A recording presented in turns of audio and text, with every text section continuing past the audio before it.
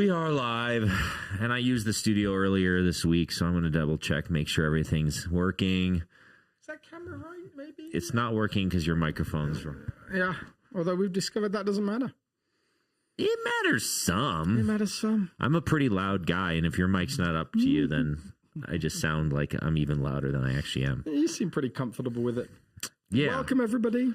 Hello, welcome to the Red Couch Theology podcast.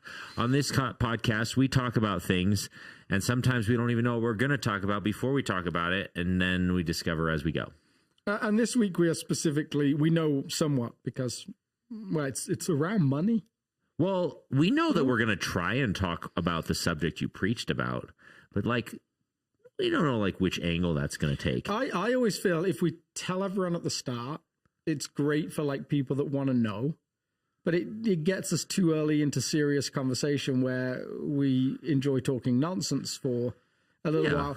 Obviously, there's a whole bunch of people out there that are like, yeah, no, that sounds great. Tell us what you're going to talk about. Don't talk about nonsense. Get on with the stuff that I came for. Yeah. Yeah. And if that's you, fast forward 20 minutes. We can't tell you how far exactly. No, we can't. But it's around 15 to 20 minutes. And then that's when we start saying some stuff of substance. Although, no, I feel like ironically, us having this conversation is going to move us to talk about stuff. I know. Quicker. We're too serious. We should be really serious. Money. It's such an exciting topic. Is it? Yeah. I've never had any, so I don't know. I've heard money's awesome. Yeah, if you have it, I know a few people with it, and they seem a mixture of completely miserable and ecstatically happy, and I don't think it's kind of like all the people I know without money. I think so. Yeah. Turns out it doesn't actually move the needle much emotionally either way. Yeah. It just I read this thing the other day that apparently Norwegian has a word for when people say to you, "How are you doing?" Or "Are you okay?" or whatever the question is. Mm-hmm. And they have a response that literally translated would be up and not crying. That's awesome. And I know some people with money that are up and not crying. But I also know some people with money that are not like that. Yeah. And I do think money does weird things to people. Yeah. It's quite hard to stay yourself with. Have you ever got into John Mulaney, the comedian? Mm-mm. He's on Netflix. He's a little blue for the dads. It's a little, edgy. But one of the things he talks about is he used to write for SNL, and he said one time we had Mick Jagger in, and I had to write a song with him. And he's like, "It's Mick Jagger, he's amazing." It's absolute legend.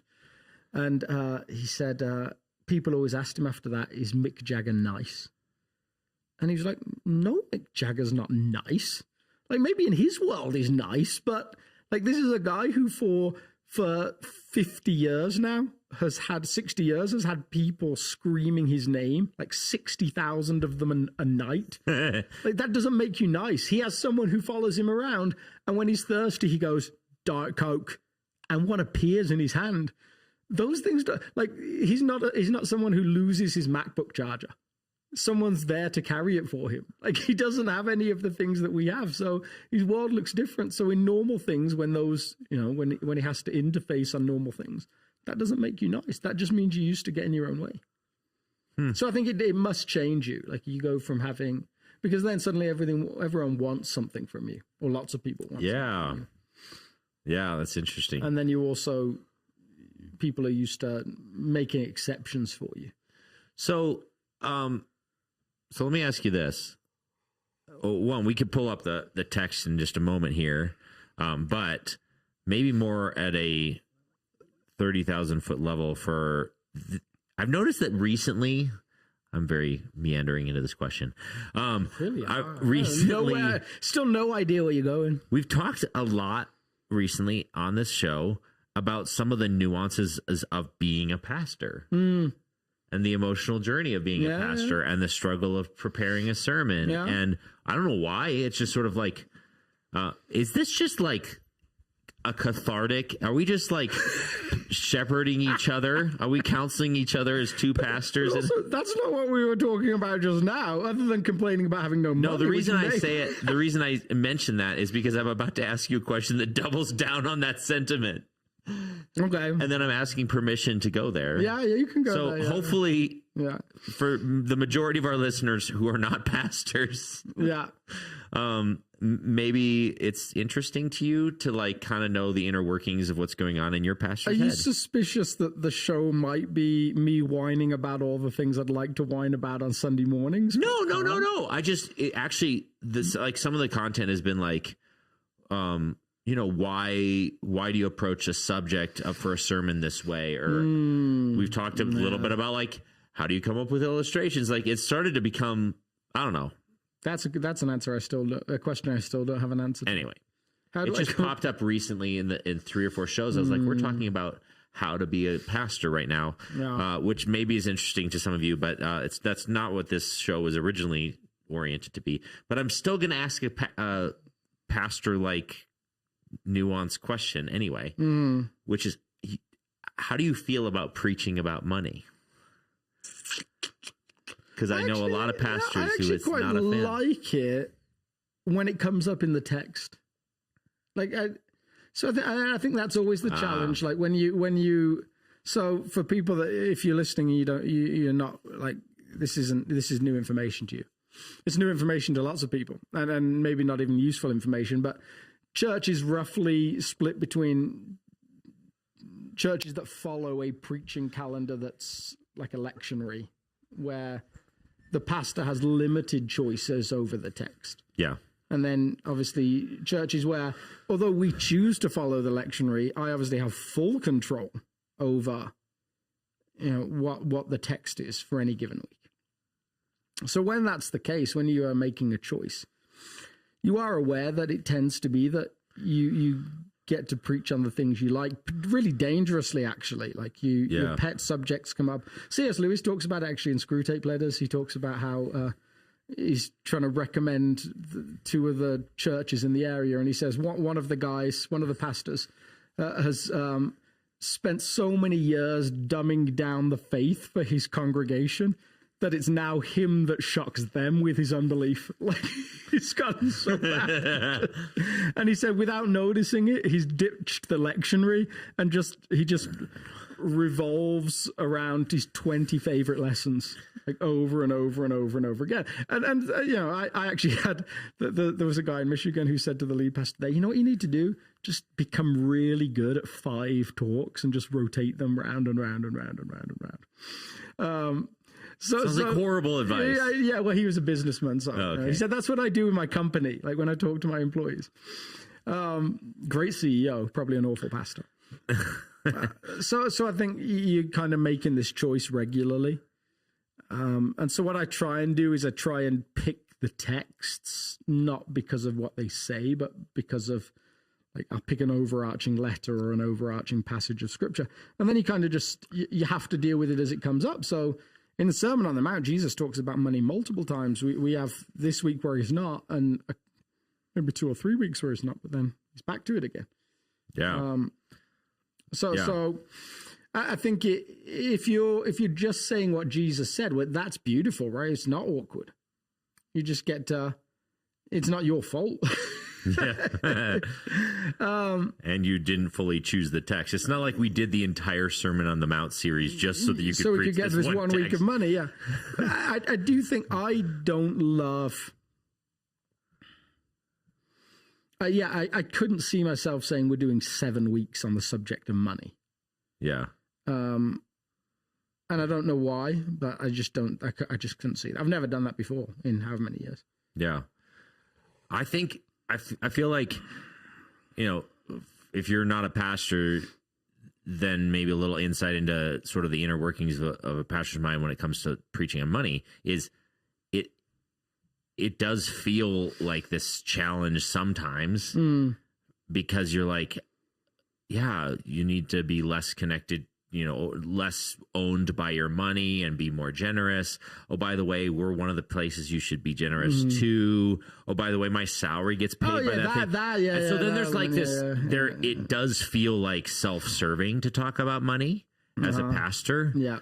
But then theologically and spiritually, it's like so unbelievably important for us as pastors on staff, as much as any of you out there who are just listening to a sermon. If we're owned by money, it's like a soul-sucking, life-destroying state of being. Yes. So it's pastorally really important to talk about not being gripped by it.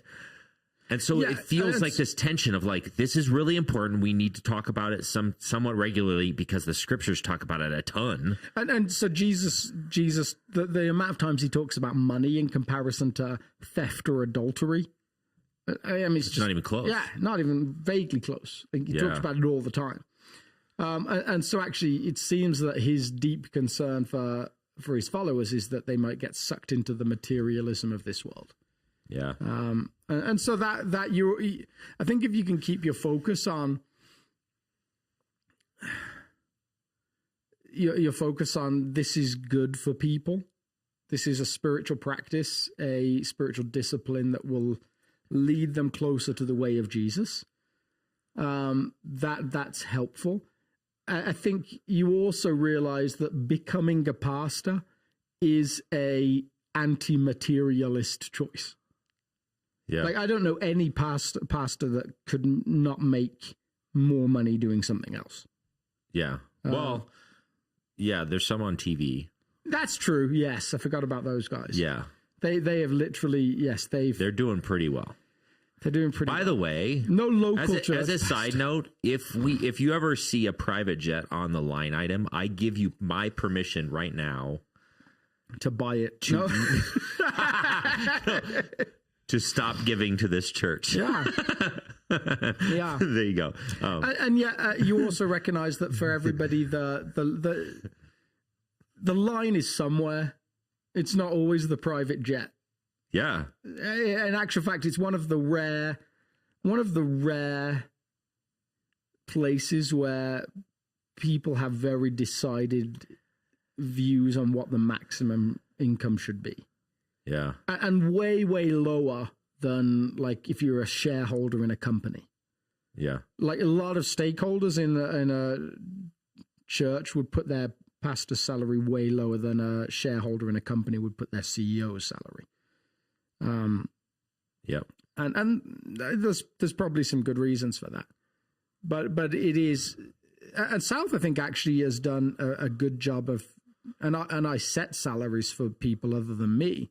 So I think South has done a good job. I can't speak to like over history, but over the last 3 years or so, of trying to make sure that people land in a generous place in compensation if they're on a staff team. But it's not possible to match with the corporate world, and probably shouldn't be either. And I think I came to this point maybe 2 years ago, where I was like, if we're going to hire someone, hiring from out of town with a family and kids is maybe not going to be an option. Outside of some unusual circumstances, because say you can offer someone a certain amount, like a pastoral salary, like, well, now the cheapest home in Denver is $600,000. So if they're like a family of like 4 or 5 or 6, and you're trying to say to them, well, we want you to come to here, but you've got to buy a house that's $600,000, and if they don't, unless they're independently wealthy, like that's not the range, and it's not important for people to know exactly how much people on our teams get paid, but let's just say most people don't land in ranges that enable people to just go out and buy a $600,000, $700,000 house, without another source of income somewhere. Yeah. So I think that's kind of challenging when you're pastoring a church. Yeah. So, yeah, let's just jump into the text itself, unless you have something else you want to. I don't. No, that was fun. That was cathartic. Thank you. Yeah. See, there you go. This is where we go, where two pastors shepherd each other. That's next week. That's next week. Which interesting. Maybe we could talk about that a little bit. That's next week episode. I'm confused. We're like in the in between space when we're recording this. Anyway, but there's some similarities between the giving section and the prayer section and the fasting section. And the fasting section is super interesting. Anyway, so be careful not to practice your righteousness in front of others to be seen by them. If you do, you will have your reward from your Father in heaven. So when you give to the needy, do not announce it with trumpets as the hypocrites do in the synagogue and on the streets, to be honored by others. Truly, I tell you, they have received their reward in full. But when you give to the needy, do not let your left hand know what your right hand is doing. I don't know how you do that, but we'll talk about that maybe, so that your giving may be in secret. Then your Father who sees what is done in secret will reward you. You know what I loved on Sunday? What? When you gave $5 in the app and then noticed that you were showing the entire congregation and then you called yourself out. Oh, what a great moment. So fun. That was funny. Yeah. You're like, oh, wait, I'm not supposed to do that. Although, interestingly, to your question about is it awkward talking about money, a lot of British people, and I do this definitely, use humor as a deflection. So the fact that I felt the need to turn that into a humorous moment might have meant that it was slightly awkward. Yeah. And there's this other weird part about being a pastor where like I tithe to South. Yes. So I'm like giving myself money in a weird way. And so, but it's not about that, but it's like, it is this weird cyclical thing where like my money comes out of my account and then it goes to the church's account and then it comes back into my account. You just want to track it. Can I know, like, there's this episode in the Paddington books, Paddington, the bear, where he puts some money in the bank and he goes to get it out and he's like, this isn't my £5 note. And the bank manager's like, what do you mean? He's like, no, mine had like marks on it and stuff. Like, but this is a new one. He's like, no, but you don't have my exact thing saved back there? And you could maybe go and say, can I make sure? Oh, wait, we're not on the screen fully. Anyway, sorry, carry on. Good story. Can we just make sure that my 10% of giving goes back to my salary portion? Is that possible? Like, feels good. Yeah, so the interesting thing with this passage is, so obviously the first verse, that will be almost like a preamble for all of the next 3 weeks. Yeah, it's an umbrella statement. Yeah. He gives three different practices of righteousness, which is actually like, the term righteousness is fascinating in Scripture because it can usually be translated justice or righteousness. And actually, there's a lot of theories around like some of the use of the word righteousness in English is that you can't be like, or justice in English, sorry, is that you can't be like rightified. So that's why we say justified. Like it's not a word. So that's why we use the dual words, even though they actually technically mean the same thing. But now with our sense of justice in terms of the law courts and all those different things, even though this is a legal expression, we've started to think through like, I want justice as a personal ambition. To a first century person, there would be much more of a connotation with I do justice. Yeah, I was actually going to mention that. Justice. Like, it's me. Fleming Rutledge brings this up a lot when she's in her book about the cross, because she's like talking about the justification that takes place in the cross and how that all works. But like, so this idea of being a righteous person is also has this like pull towards you're a person who acts on, it brings justice into the world. Yeah. So in the Good Samaritan story in Luke, the teacher of the law that's in a conversation with Jesus, it says he wanted to justify himself in English. Like, and again, you can't say he wanted to rightify himself.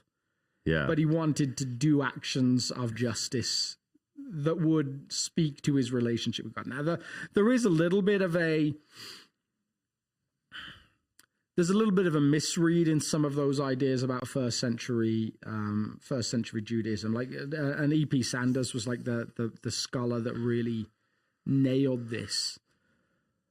the idea that Jewish people, specifically Pharisees, had this mindset of, I want to do work so I can go to heaven when I die, has a load of anachronisms to it. Yeah. For one, like define the concept anachronisms of heaven, for people. It's, like they're out of date. It doesn't flow in the timeline. Like it just, So we've placed some of our modern ideas back into their thinking, specifically out of the Reformation. There's some Reformation ideas and their reaction to the Catholic Church that started to develop this trend of, of course, that's what they were trying to do. They were trying to work really hard so God would love them and they could go to heaven when they die. Well, no, I mean, this is a covenantal religion. This is sort of a straw man argument where you say, this is what you're saying, and I don't believe that. And they're like, that's not what we're saying. Yeah, exactly. Yeah. I mean, so the whole of Judaism is built on the idea that God loves his people. They are his people. They're not trying to become his people. They've been his people for thousands of years at this point. So that's not what they're trying to do. But with the Pharisees specifically, there is this idea of, if we can show obedience to Torah, God will act. If we can get enough people doing this, living this, well, God will come. He'll overthrow the Romans. He'll act in some way. So that's there. And so there was common language of, well, what are your acts of justice? What are your acts of righteousness? And in the modern, in the Judaism of the first century, Sabbath had become a big deal. Tithing had always been a big deal, but on very specific things, like very minute details. That's why Jesus says about the Pharisees, you're really careful to make sure you gave 10% of your mint, and 10% of your time, and 10% of the herb, not the chronological phenomenon. And so it was those things, and Jesus actually gives his 3, which are wildly different. Which it would have been interesting in the day, even though they weren't necessarily unimportant. But that the first one we land on today landed on this week was this: when you practice your acts of generosity. So fascinating detail. If you like details, 3 practices, 3 disciplines, 3 actions of righteousness: giving to the needy, not to the church, not to an organization. Now that still comes out in other places and still is part of living in the way of Jesus as a community of people. But giving to the needy, prayer, and fasting. The language goes singular, plural, plural. So when you pray corporate, when you fast corporate, when you give individual, singular. Now again, who knows why? Like tiny little detail, and whether it's like whether it actually matters is always fascinating. Yeah, and which would make a little bit more sense if the giving one was like had that emphasis of privacy. Yes. So like if you were there on Sunday, some of the element of this one, we just read the passage. He's like, don't do this to get the praise of others. There's a level of like, this is between me and God thing in the giving section. And so then that would make sense. This is me, individual, me and God. But there's a level of privacy that shows up in the other 2 as well. Yeah, there is. But that's fascinating as well, because so you get this shift over a couple of thousand years, instituted really by Jesus' own practice. Okay. Like his personal life Private that comes prayer. out in, But that's not the same deal that, like, we very much are like, well, you pray privately, right? And then there's occasional times where you pray corporately. And then for a first century Jewish person, well, no, prayer's corporate. Like you pray together. And then there's times where you pray individually or singularly. But much, that was an unusual action in lots of ways when you look back. Like those people are pointed out as distinctions, as Jesus going out and practicing solitude and silence and prayer.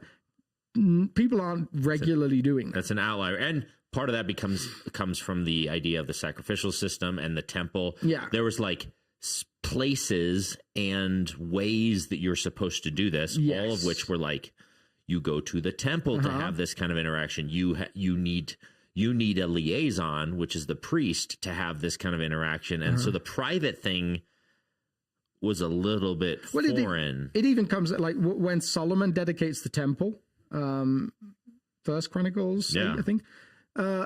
There's this moment where he prays and he says, when your people pray in this place, hear their prayers. Yeah. Like that, it's so related to, and Andy Stanley actually does a brilliant series on this, like sacred man, sacred text, sacred place, like all of these different things. Yeah. That Jesus really sets a bomb into and blows the whole thing apart. Like the idea that he'll develop that you and I can just pray anywhere and our Father hears our prayers is so groundbreaking. And if you can really, like, it's the one thing that if you can actually really get into your heart, my Father hears my prayers. Like an example I've used in the past, and that is, without dangerously getting close to this week, is an example I've used in the past and therefore can't use this week is during the JFK presidency, his little son hanging out in the Oval Office. Yeah. And there's this great photo where he's like under the desk. Yeah. Just, and this is the most powerful man in the world, sitting behind the desk of his power, the throne, if you like. Yeah. And his kid's just like hanging out, sitting on his knee, and just, that's the language. So all like some of that, hopefully we'll draw out this week. So the needy thing is singular. It really means that Jesus' implication for us is you and I have a individual call to use our wealth to help the needy. Yes, but there's more than that. Yeah. Right? Yeah. Because it's not just about accomplishing a task in the world. There are people who don't have enough, and I want to make sure money travels from them or from you to them. Okay, that'd be one agenda, which is part of this. Mm-hmm. But then why the privacy? I have an agenda in your soul that I'm trying to accomplish. Mm-hmm. And that's the other piece of this puzzle, like the fact that it needs to be a little bit more private. Don't let your right hand know what your left hand's doing. Yeah. Don't do this for the praise of others. That's actually like, you actually have a poverty in your soul as the giver, which is this, I need the recognition. I'm craving the recognition of other human beings. And maybe if I give publicly and show them that then I'll get the praise and recognition that I want. That's my tie. Like totally, the money I want, or the equivalent of money I want, is the praise. Yeah. And God's like, I've got you in spades there. I see you. I know you. All of that. And we see that all over the place. Like it's really easy to be cynical about why people give to different things. Like it's easy to be cynical about that in the political world. Yeah. Like, for what reason would you give $50 million to a campaign? Yeah. Like, why would a politician spend 60, 70, 80, 100 million of his own money to get a job that pays a couple of $100,000 a year? Like, unless there was some angle on it. So those things are always like, that's always the potential. When you see people give to a school, to an institution, like, it's really easy to be able to be like, well, why did you give 20 million? Let me guess, 20 million is the number that you have to give to get your name on a building, right? Yeah. Like, there's a reason you gave 20. That's the cynical view of the world. Yes. And I think most people would probably say, I want to have my cake and eat it. I do want to give, otherwise I wouldn't. But yeah, the recognition is nice, and 95% of charitable donations or grants have the person's name on it. I mean, we had a big gift at South, however many 2 years ago. No name, no directions, just simply use it where you need it. That's a rarity. It's rarity to have that kind of gift. It's an even bigger rarity to not have a name on it. Yeah. And we've had that a lot here at South. Yeah, maybe not quite to that level as it's not quite that big, but like, there was like multiple years where it was like we'd get several $100,000 check every year. Yeah. Anonymous. And as I was hearing history from people when I got here, one of the stories I heard was that one of those gifts was, it was anonymous, and somehow it came out to at least a small group of people who it was. And it was this, little old widowed lady that nobody really thought Probably checking on her for benevolence requests and stuff. Do you need anything? And she just, so it's always surprising. So you have to try not to overthink that when you're receiving those gifts. You just don't know. Things can surprise you. But yeah, the call is individual and it is practical. So there is work for you as the person giving. God has work to do in your soul, but that doesn't change the fact that the giving needs to be done too. Yeah. And so Jesus' primary target seems to be a group of people that are doing it out of the need for recognition. And it ties so nicely to our mission statement, living in the way of Jesus with the heart of Jesus. It's just another way where you can see you can obey a command, or you can copy an example, and you can do it for all the wrong reasons. Yeah, which is why that, like, our mission statement has that tension in it, right? The way, like, you can do the way and still be toxic to the world. Yes. Yeah. Ironically. But you can't do both. With the way of Jesus, with the heart of Jesus, demands you, like, oh, I can't just check a bunch of, like, task boxes that help the poor and help the needy. I actually have to, like, really evaluate the posture and the heartbeat behind which I do these things. So the fun thing about the giving system here, and I really love this, because when we hear something like, well, you should be giving to the needy, our normal way of thinking is, where might that need to go? Okay, you start to look and you start to see the obvious things. And sometimes those are the things that need to be given to. Drive down, like, you heading up Broadway, you're about to turn on Littleton Boulevard. There's a guy on duty, like, he's there, like, he's got his spot, and, you know, he might be handing out or selling paintings, but he's also got a sign that says, I need money. Those are the things you'll see. Those are the visible options. And the problem with that is, well, you don't always know what you think you know. I think I've told this story before, but I remember being 19 and landing in the Philippines. And we went to Cebu Market, one of the biggest indoor markets in the world. And I'd never been in that kind of environment before. It was new to me. I'd been overseas, but not to a developing country. And walking through the marketplace, there's just guys just laid out, just wiped out on drugs in the table. And wow. But as soon as we got there, we were just flocked by kids. There was like 20 kids around us in a second, and I'm 19, new to the country. I've got money in my pocket that, like, it's more numbers on money than I've ever seen, because every pound is worth, like, what is it at the time? Like something like 1,600 pesos or something like that. Yeah. And so I'm just handing it out, you know, and you probably saw this just in teams that you had come out to your organizations, but I'm just handing the cash out, and the guy that I'm with just grabs me. He's like, "What are you doing?"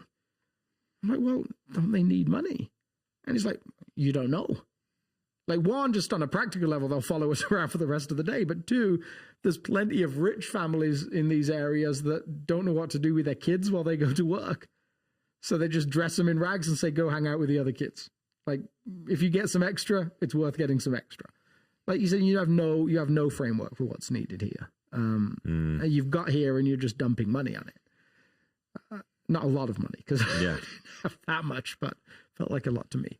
Yeah. So I think that the interesting thing about this system that incorporated in the temple in the first century in Jerusalem was you got to do your act of giving, which wasn't based on what you saw, but based on a sense of generosity, an internal sense of, I have spare, what should I give? No number mandated on it, but to give less than 10% was considered the evil eye. Yeah. You weren't allowed to give more than 20. Just because of how easily it could tip you into poverty. But you had no clue who it went to. There was no sense of, oh, I know this person got generosity from me. Yeah. It was just anonymous. And the person who got it had no clue who it came from. That was anonymous too. Yeah. There's like part of the spiritual practice of giving that's healthy is that you don't have control. Yeah. So, like, and I've wrestled with this because we've given to various missionaries indirectly in various seasons or other nonprofits or whatever. And so a percentage of what we give is to known entities that I decide or my wife decides or whatever. But I've always felt like it's really important for us. One of the reasons it's really important for us to give to our local church and to the general fund is because now, mind you, I'm staff, so it's a little wonky, but and I can maybe influence some of where that money's spent. But one of the reasons is because I don't have control. And so it's actually a more full circle act of surrender to give like that. And that's actually the spiritual practice part of it. If I'm controlling some of it, I'm still controlling the outcomes to some extent. I feel like I've got power. And part of giving is about saying, I think I'm in control more than I am. And when I give, it reminds me that I'm not. Yes. Yeah, I think the surrender of power is a beautiful thing.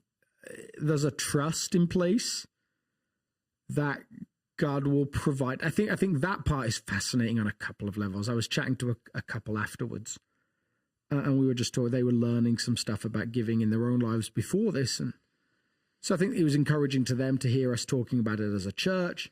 And one of the things they'd heard during that time was generosity can lead to contentment, but contentment rarely leads to generosity.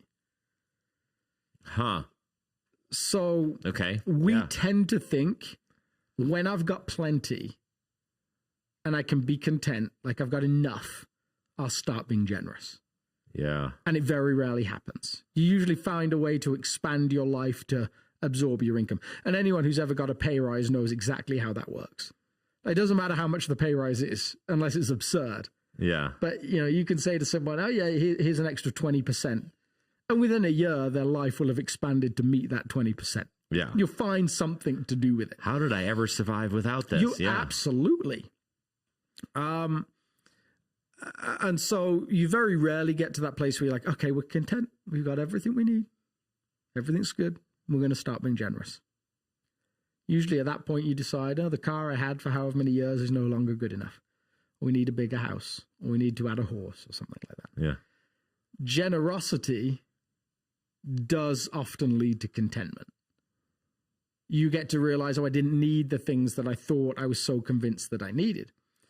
Same with the thing that you're talking about with power, like actually surrendering and giving up control actually can lead to those places of like, oh yeah, God provides. This is it's not all about me.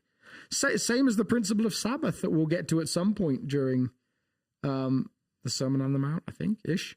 Oh no, it was Kevin's already done it, right? Yeah. Yeah. The Sabbath was designed to teach people you don't need to work on the seventh day. Like, no, there's enough. And the temptation with Sabbath was if I could just work an extra day and have that little bit more, and life would be a little bit better. Yeah. You know what's interesting? A lot of the problems in the human, like mental health, a lot of the challenges of the human condition is when we as humans lose control. It's very anxiety creating. It's like our fight or flight response is usually related to some sort of loss of control. Yeah. And so a lot of the pain, anxiety about the future, anxiety about the past, doubt, depression, a lot of it's connected to the loss of control. Meanwhile, the way of Jesus and the teaching of Jesus are constantly trying to help human beings learn how to rest inside of the control of their Father. Yeah. So to intentionally lose control, but not in an unsafe place inside of the safety of God's love. And it's this interesting thing, like fear is a plague on the human soul. And meanwhile, God's like, I got this. Yeah. And so when all these practices help us to like loosen the grip of control.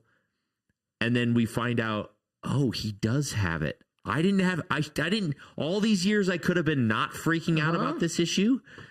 And he's like, yeah, because that's how much I love you. Oh, man. And so the beautiful thing is these passages all link in different ways. So like we're talking about generosity and surrendering what you have. And then when Jesus talks about prayer in different places, he'll use words like this: your heavenly Father already knows what you need. Now, the problem with that statement is your heavenly Father also knows what you don't need, but think you need. And so like that's the challenging point of those statements. Like they yes, he knows. So I have this memory that just lodged with me for some reason. I was young, poor, working in a church. You know, we were living in an expensive area, and between us, we were making maybe $40,000 a year in an area where most people tripled that. And we just, we're struggling to find a place to live.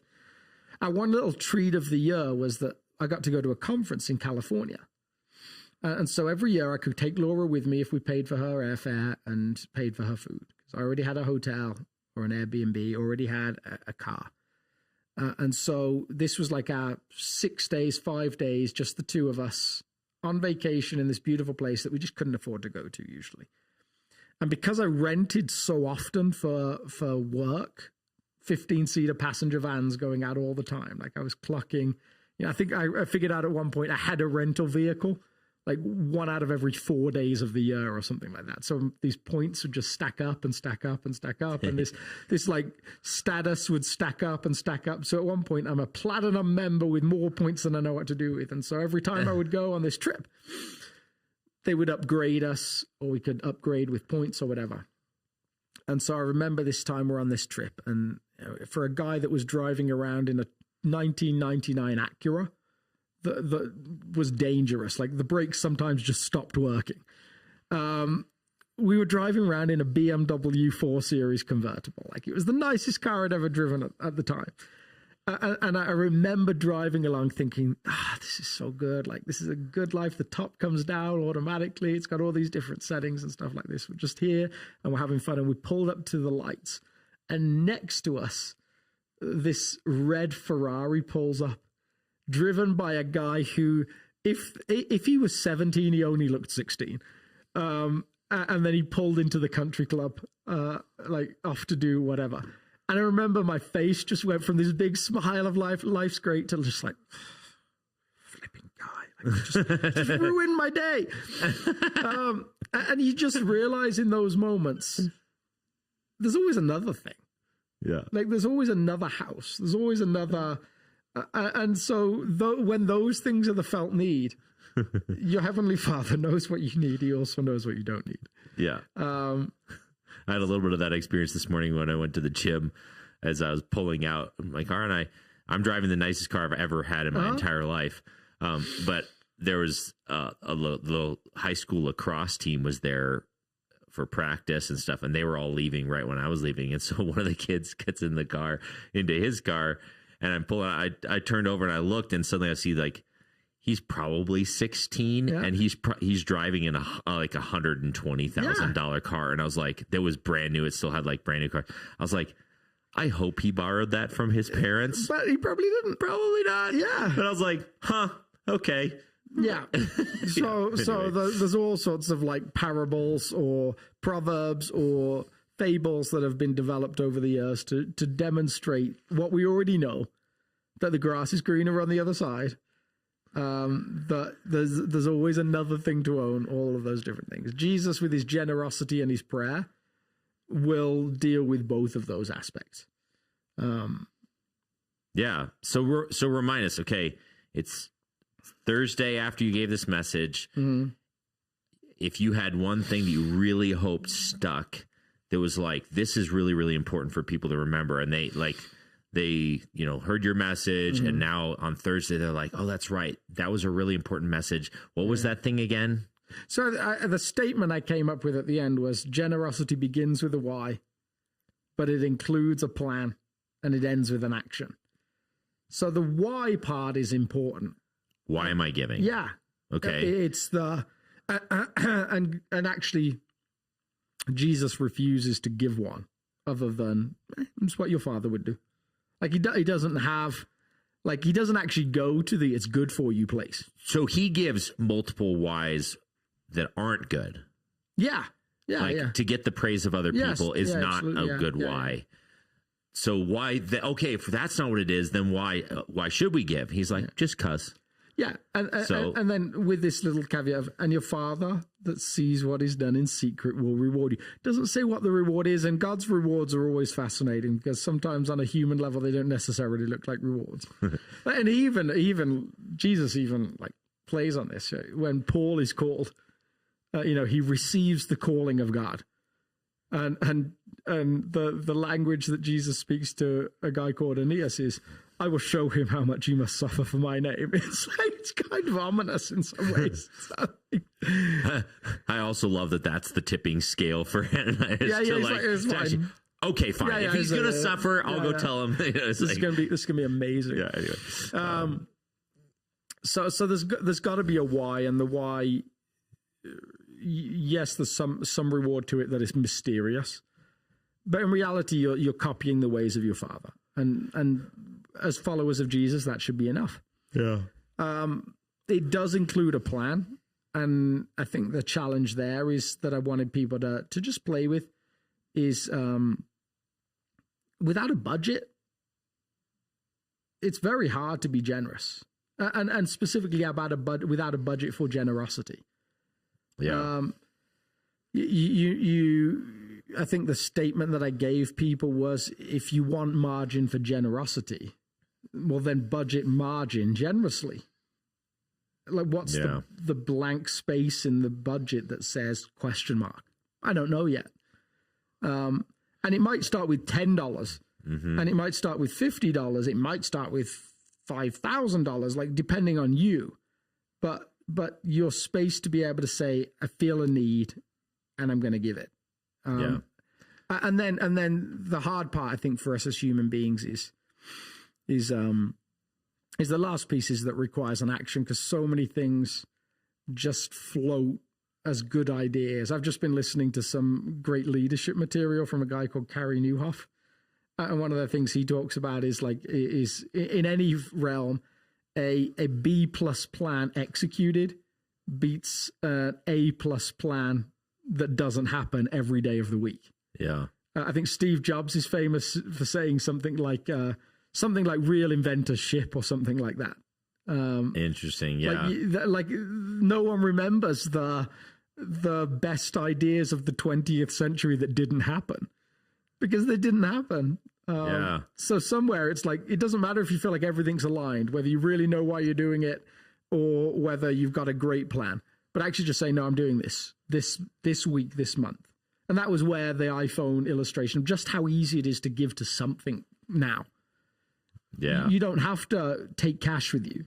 You don't have to be prepped. You're constantly prepped. You have an app. You can put in a number, and my donation had gone out before I got off the stage. Yeah. So there's this other leadership principle that I heard recently that said, be careful of talking about plans too much, because neurologically, the sum of the satisfaction of achieving something, or like tell their spouse, we should start giving. And there's like some measure of like dopamine hit in your brain that says, oh, I just gave, even though you actually didn't. Yes. And so like the leadership principle is if you have a strategy or something you want to implement, maybe hold off on talking about it too much until you actually have the right research in place. Yeah. You have maybe some of the basic steps to that before you talk about it, because otherwise the satisfaction's already behind and it'll be 10 times harder for you to actually achieve that goal. There's this kind of edgy video that I felt like I couldn't show this coming week because it pushes some people's boundaries, I think. But it's a video about a thoughts and prayers app. And it's a similar sort of concept. It's like, if only there was an app that just automatically sent out my thoughts and prayers after some kind of disaster so I didn't have to think about it. And so when the guy gets it, he's like, finally an app that doesn't just help other people, but helps me too. Oh, man. It's like, but it taps into, at one point there's this part where it says like, well, there's just been this disaster in this country in Africa, and it didn't send my thoughts and prayers. And the voiceover says, yeah, we save our thoughts and prayers from you for places that matter. Those kind of things happen in those countries all the time. Like, we only send it when it happens somewhere important. And it like, again, like, it's like, it viciously points to how we, if we're honest at times, see reality. Yeah. I was always amazed at the fact that, perhaps not amazed, that's the wrong word, sadly unsurprised that the day that we had the Boston bombings here that were a big deal and 3 people died, I think 95 people died in Baghdad that day. And it didn't get talked about at all, of course, because of course it happens there. Yeah. And so, but that what the app does is it just viciously points out the dopamine of sending a message or doing something that may not actually be anything. And you're right, even imagine if I gave, that gives you some sense of satisfaction. Yeah. So, all right. You had an illustration opportunity that you missed. I did. Wait. Oh, don't tell them yet, because maybe you don't want to, because it'll come back around and you'll get a chance to use it. Or do you want? No. Or if you're Red Couch Theology, that's special, right? Just exclusive. Only Red Couch Theology podcast listeners can hear it described, because I don't know if I can play it. I actually had multiple people come up to me straight afterwards, but the first person I credit was Jake Schmeester. Okay. Who just came and said, I was waiting all sermon for you to show the Seinfeld moment where George is in a restaurant and he's getting takeout, and he wants to show how generous he is. And he's had this problem before where the guy looked away. So he's like, mid-conversation, like, I always like to take care of my paisanos. And he puts in the money, and the guy turns around. And so he panics. So every time he's about to tip, the clerk or whatever, the owner of the restaurant, turns to talk to a chef or something. Totally, yeah. And so he never sees him give the tip. So then he goes to take it back out to put it back in again, and then the guy turns around and catches him. But actually, like, if you find it online, if you're watching, go and watch it, because it's just so fun. And the extended version, like, even points out, like, just how self-motivated George is. Like, Jerry even says to him, so what, like, if people can't see you don't give, does that mean you never give to the blind? And he's like, not with notes, like, because he only gives coins so they can hear it. Yeah. Like, everything is about people knowing he did this He's thing. like, he literally said, what's the point of giving if no one knows I'm doing it? Absolutely. It's a hysterical clip. What should they search for? I think if you Google like George tipping or something like that. That will probably do it. George tipping Seinfeld will, I'm almost certain, come up with it. It's actually, so funny. Yeah, it was sent to me pretty quickly afterwards, so I probably still have it here. So, George and the Tip Jar. George and the Tip Jar. So search for that. It's tons of fun, and might also be coming to an illustration near you next time Alex preaches on giving. Maybe. We'll see. You'll enjoy it even more. But you Red Couch Theology listeners will already kind of know the inside track of how that showed up. And I think the reason it may be flagged with people is I actually inadvertently quoted it when I was talking about the story of my friends coming into town. Yeah, because I said, like, you said that exact line. What's the point of giving if no one notices? And nothing new under the sun. Yeah, so funny.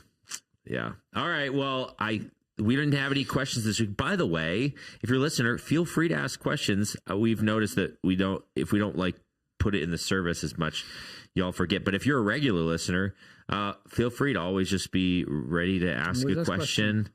We feel lonely without questions. Yeah, we feel lonely. We need you to give so we can feel better about ourselves. Yes. Could you give us some questions, please? You can even do it anonymously. All right. Okay, guys. See you all next